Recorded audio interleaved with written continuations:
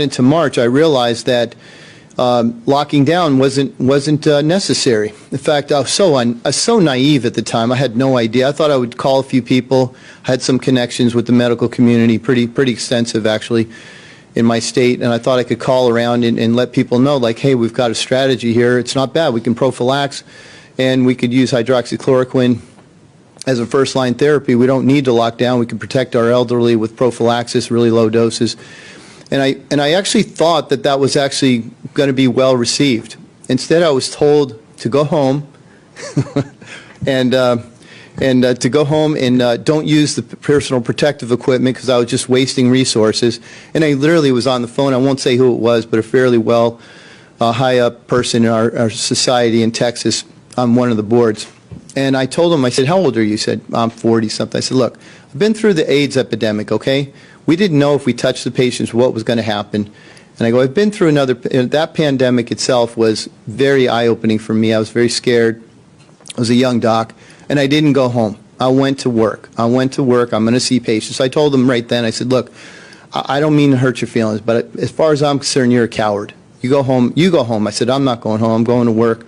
I go, I've done 6 years in the ER, 100, 200 hours a month. I've been on a bunch of trauma teams. I'm not going home. I'm going to see patients. So that turned into short visits with some of my friends, some of my patients who would call me knowing that I had talked to them about this disease, and I ended up treating the disease. And then I got on a Facebook Live video that in about 2 hours reached 100,000 people. And I saw it and I was like, oh my God, I'm going to get some repercussions. Sure enough, I did. The board came calling and they said, you said that hydroxychloroquine works and you're basically a public menace. And you know, we want to know who you treated. You said at the time, it was really early on, I said I treated 3 patients. And I had to provide all the records, all the information.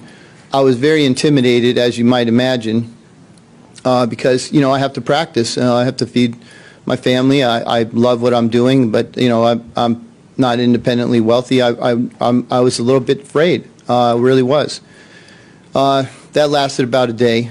At that point, you know, again, as Dr. Gold said, we've got to do the right thing for the patients. And at the time, I wrote a bunch of letters saying, I'm not going to let my patients get on vents and ECMO. It's not going to happen. I'm not going to allow it to happen. I'm going to treat them. I don't care.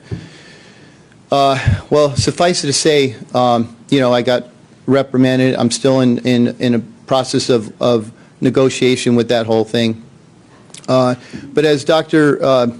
Armstrong said, I'm really not afraid. I know I'm doing the right thing. I've treated a number of patients. I won't say how many because then I'll probably have to provide records for all that. So for the purposes of this statement, I'm going to say I treated 3.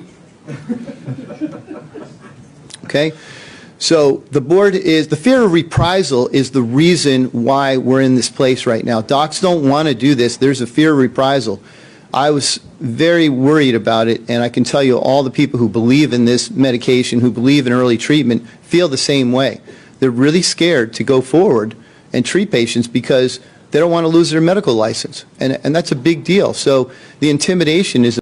Mr. Jordan. Thank you, Mr. Chairman. Dr. Fauci, do protests increase the spread of the virus? Do protests increase the spread of the virus? I think I can make a general statement. Well, 500,000 protesters on June 6th alone. Yeah. I'm just asking, that number of people, does it increase the spread of the virus?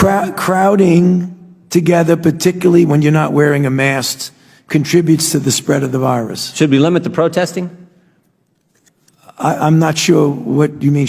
How do we say limit the protesting? Should government limit the protesting? I don't think that's relevant to... Well, you just said if it increases the spread of the virus. I'm just asking, should we limit it? Well, I'm not in a position to determine what the government can do in a forceful way. Well, you make all kinds of recommendations. You make comments on dating, on baseball, on everything you can imagine. I'm just asking you just said that protests increase the spread. I'm just asking you, should we try to limit the protests? No, I think I would leave that to people who have more of a position to do that. I can tell you... Government stopping people from going to church, Dr. Fauci? Yeah. Last week in the Calvary Chapel case, 5 liberals on the Supreme Court said it was okay for Nevada to limit church services. Justice Gorsuch said it best. He said, there's no world in which the Constitution permits Nevada to favor Caesar's Palace over Calvary Chapel. I'm just asking, is there a world where the Constitution says you can favor one First Amendment liberty, protesting, over another, practicing your faith? I'm not favoring anybody over anybody. I'm just making a statement that's a broad statement that avoid crowds of any type, no matter where you are, because that leads to the acquisition and transmission. And I don't judge one crowd versus another crowd. When you're in a crowd, particularly if you're not wearing a mask, that induces the spread. It's a simple question, Doctor. Should we limit the protest? Government is obviously limiting people going to church. And look, there's been no violence that I can see at church. I haven't seen people during a church service go out and harm police officers or burn buildings. But we know that, for 63 days, 9 weeks, it's been happening in Portland. Right. Yeah. Well, one night in Chicago, 49 officers were injured. But no limit to protests. But boy, you can't go to church on Sunday. I don't know how many times I can answer that. I'm not going to opine on limiting anything. I'm just going to tell you. You've opined on a lot of things, Dr. Fauci. Yeah, but I've never This is something that directly impacts the spread of the virus, and I'm asking your position on the protest. Yeah, I'm not going to opine on limiting anything. I'm telling you what it is, the danger. And you can make your own conclusion about that. You should stay away from crowds, no matter where the crowds are. Government has stopped people from going to work. In fact, just in New Jersey 4 days ago, Ian Smith, Frank Trombetta were arrested for trying to operate their business, their gym. They were arrested. But my bet is if these two individuals who own this gym were outside just in front of their gym, and all the people who were working out in their gym were outside protesting, they'd been just fine. But because they were in the gym working out, actually running their business, they got arrested. You think that's okay? I'm not going to opine on who gets arrested and who does not. You get where I'm going. I'm telling you, as a public health official, I say crowds. Do you see the inconsistency, though, Dr. Fauci? There's no inconsistency, Congressman. So you're allowed to protest, millions of people on one day in crowds yelling, screaming, but you try to run your business, you get arrested? And if you stood right outside of that same business and protested, you wouldn't get arrested? You don't see an inconsistency there? I don't understand what you're asking me as a public health official to opine on who should get arrested or not. That's not my position. You could ask it as much as you want. You've advocated for certain businesses. You've advocated for certain businesses to be shut down. I'm just asking you on your position on the protest. I haven't seen one. We've heard a lot about hair salons. I haven't seen one hairstylist who, between haircuts, goes out and attacks police or sets something on fire. But we've seen all kinds of that stuff during protests, and we know the protests actually increase the spread of the virus. You've said that. I said crowds.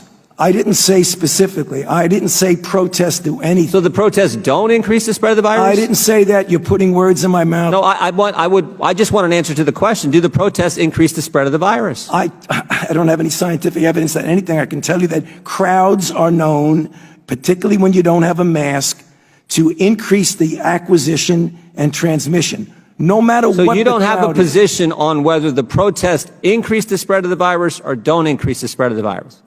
I'm saying that crowds, wherever the crowds are, can give you an increased probability that there's going to be acquisition and transmission. But do you understand Americans' concern? Protesting, particularly according to the Democrats, is just fine, but you can't go to work, you can't go to school, you can't go to church. There's limits placed on all three of those fundamental activities, First Amendment activities, but protesting is just fine. The gentleman's time has expired, but I'll just ask the gentleman to just think about his question and put it in reference to crowds that gather at political meetings, at fundraisers without masks, on an oil rig in Texas, nobody wearing a mask, nobody social distancing, but a fundraiser. Right. Would that be problematic? With that, I'll yield 5 minutes to Mr. Foster.